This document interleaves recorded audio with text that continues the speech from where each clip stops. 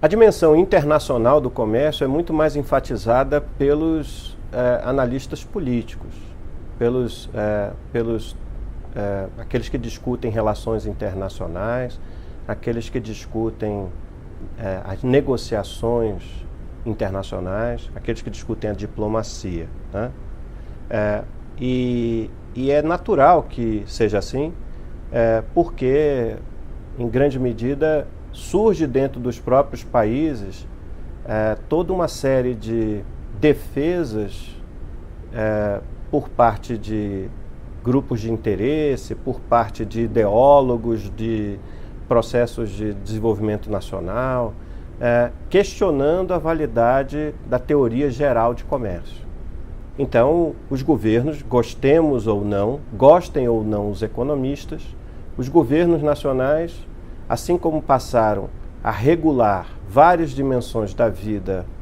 social, política e econômica, também passaram a regular as trocas realizadas entre agentes de dentro e de fora do país. Então se politiza no sentido positivo de que se discute vantagens e desvantagens da regulação e essa discussão ombreia os argumentos econômicos em favor da liberdade plena de troca. Hoje em dia, então, as discussões sobre comércio internacional, elas consideram tanto as regulações nacionais,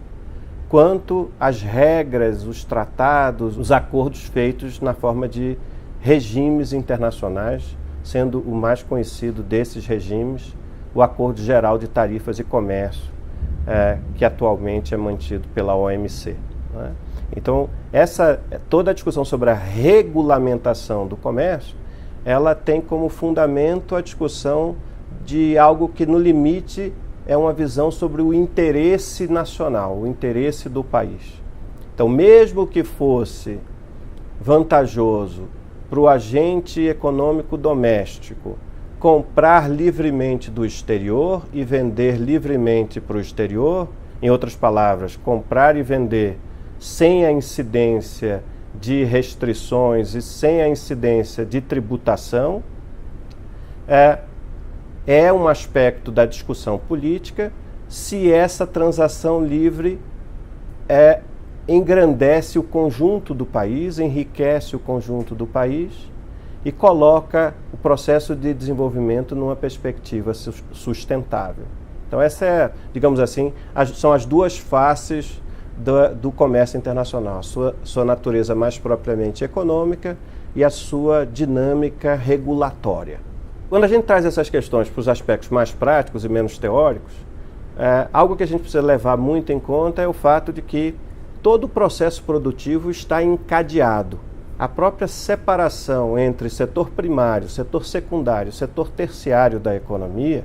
ela é artificial, ela é feita por analistas que querem explicar o mundo de uma forma mais didática. Na prática, como todos nós acabamos descobrindo, os produtos industriais mais sofisticados têm origens em elementos da natureza, minérios, elementos químicos, e é a composição entre esses elementos da natureza que vai permitindo desenvolver coisas novas, né? Da mesma forma, para se produzir mais e melhor, extrair da natureza com mais eficiência aquilo que sempre existiu, é necessário ou é vantajoso dispor de máquinas, equipamentos, ferramentas e várias tecnologias e serviços que tornam mais eficiente a atividade, digamos lá, primária. Então, uma atividade mineradora ou atividade agrícola, que já existe há séculos, já é conhecida há séculos, ela passa a ser feita com mais eficiência à medida em que a essa atividade se agregam elementos industriais, por exemplo, e serviços, como pesquisa, como desenvolvimento, como marketing, como marca e vários outros elementos intangíveis. Então, a separação entre o que é setor primário, setor secundário e setor terciário, ela é muito mais um elemento artificial que nos permite entender as diversas componentes do processo produtivo de qualquer coisa, do que uma verdade, do que uma separação natural, orgânica das coisas. E, de novo, sendo agora talvez um pouquinho mais objetivo e aplicado, isso nos coloca diante da necessidade de rever não só a própria dinâmica da especialização dos países, por que um país produz mais produtos do agro e outros produzem mais produtos, mais serviços, uns produzem com mão de obra mais qualificada e outro com menos qualificada, uns produzem produtos industriais com tecnologia mais avançada e outros menos, nos obriga a ver isso a partir da lógica própria do dinamismo gerado pelo comércio e pelo comércio internacional. Em outras palavras, nós precisamos entender a especialização das economias nacionais na produção de alguma coisa e não de outra, levando em conta que a própria especialização vai mudando com o tempo. Se não vai mudando inteiramente a ponto de desprezar a produção do que antes se fazia, vai mudando do ponto de vista da tecnologia empregada, da qualificação requerida dos profissionais que são envolvidos na produção, dos usos que se fazem daquele produto natural, da agregação de valor a ele. E todo esse processo requer serviços, por exemplo, a qualificação profissional, por exemplo, a pesquisa e desenvolvimento de tecnologias, de ferramentas, requer, então, serviços e requer a própria produção industrial. E é assim que as economias vão progredindo, alterando parcialmente a cada momento aquilo que produziam no passado por coisas novas e alterando continuamente a forma como produzem aquilo que desde há muito produzem. O processo de enriquecimento, o processo de diversificação, ele está baseado em aproveitar as vantagens existentes e desenvolver novas vantagens a partir dessa mescla de criatividade, talento, trabalho árduo, ferramentas, que é inescapável. Bom, quando a gente olha todo esse universo que foi explorado aqui muito rapidamente, muito en passant, algo que precisa ser levado em conta é que, pela própria natureza de serem trocas voluntárias, os agentes econômicos, as empresas, os trabalhadores, os financiadores, se engajam nessas trocas para tirar benefício próprio, num ambiente incerto, em que há concorrência e, necessariamente, se obrigando a adquirir insumos que lhe permitam ser mais eficiente e mais produtivo.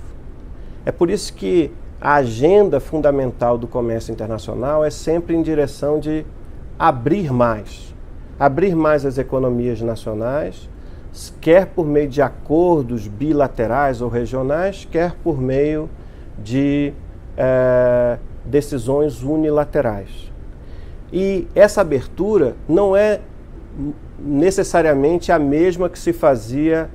até 20, 40 anos atrás. A abertura do ponto de vista tarifário. Ela é cada vez mais uma discussão sobre aspectos que indiretamente afetam o comércio. Propriedade intelectual, serviços, a transação de serviços, a regulação dos investimentos estrangeiros, a regulação das compras governamentais para que empresas estrangeiras possam participar dos processos de compras de qualquer governo ou do nosso próprio governo, o estabelecimento e a liberalização de regras que têm a ver com saúde, que têm a ver com, por exemplo, fitossanitária e sanitária, sanidade animal, por exemplo, quando nós compramos ou vendemos uma carne, o consumidor deve ser preservado também na sua integridade física, na sua saúde,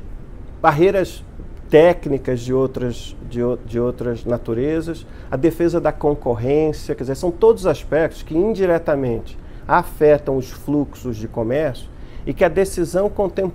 discussão contemporânea desses novos temas, proteção do meio ambiente, para citar mais um, cláusulas sociais, para citar mais outro, a discussão desses temas sempre traz esse confronto entre uma visão mais econômica, que diz mais liberdade, melhor, quando se regular, há que se regular para viabilizar mais facilidade de troca, e uma visão talvez mais política ou mais nacionalista, que vai chamar a atenção para a necessidade de garantir mercados para fornecedores locais. Veja bem que a continuidade desse debate, desse enfrentamento entre forças mais aberturistas e mais protecionistas, não impede a emergência de novos e novos temas, e haverá cada vez mais outros. O que é importante, me parece como uma mensagem final, é que, sendo uma atividade eminentemente privada, as trocas comerciais internacionais, não dá para ter o melhor dos dois mundos. Não dá para regular sob a ótica protecionista e querer um resultado que maximize bem-estar, produtividade e crescimento econômico, que é aquilo que enfatiza a leitura mais econômica e mais liberal e mais aberturista do comércio. Em suma, a cada restrição que diminua o ímpeto e a liberdade de troca em busca de benefícios para si mesmo, há que se considerar os efeitos negativos sobre bem-estar e prosperidade. Muito obrigado.